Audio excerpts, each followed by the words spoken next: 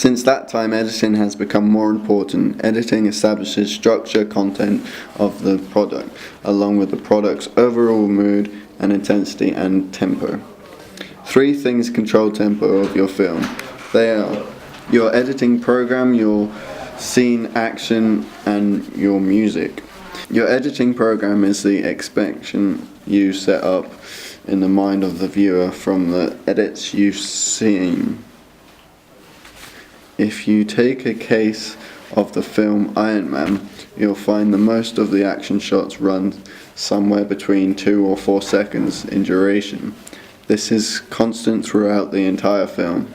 The audience is trained early on that they need to pay close attention, and they are also confirmed to know that scenes will be paid off quickly. This is a joy to watch a film that a tight and contrast editing program. Music that has a fast tempo adds energy to your film, regardless of the video content. If on-screen action does not fit well with the energy created by the music, the result is visually discord that makes the audience dislike what they see. If the fast tempo music is added to a car chase scene, for example, then the scene action will be amplified by the music. If you really want to jazz up your film, then making the beat to the music in sync with your on-screen action by editing your shots to change when the notes in the music changes. This will make an exciting scene. The matching of the eye lines between 2 or more characters is important. For example, if actor A looks to the right of the shot, then actor B will look to the left of the shot. This establishes a relationship of proximity and continuity. Scenes that have emotional impact and visual desire are achieved through the editing together of many brief shots.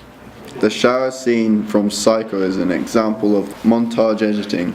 Hitchcock, who created Psycho, was very good at joining images together in a scene to give the audience the right impression that Hitchcock was trying to make come across. Transitions.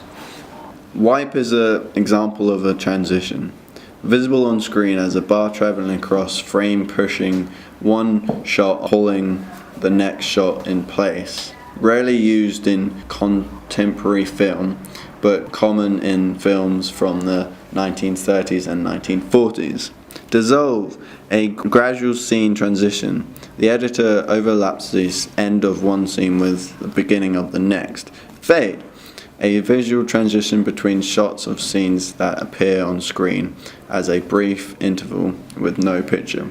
The editor fades one shot to black and then fades the next, often used to indicate a change of time.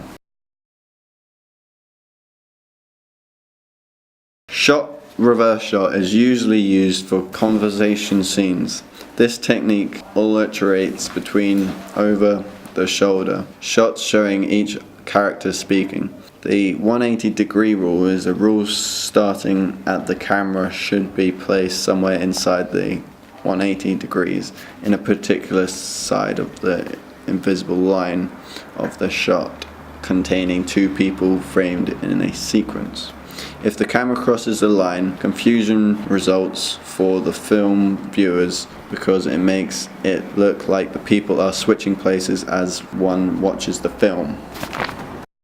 Cutting back and forth between 2 or more lines of action indicating they are happening simultaneously. Continuity editing refers to arranging the sequences of shots to suggest a progression of events. Given to the same shot, an editor can suggest many different scenarios. Errors of continuity disrupt the flow of the scene, such as a failure to match action or placement of props across shots. Editing that creates action that flows smoothly across shots and scenes without jarring visual inconsistencies. It establishes a scene of story for the viewer.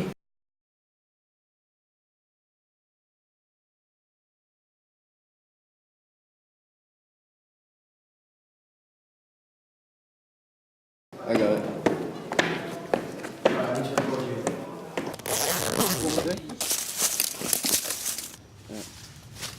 That's fine.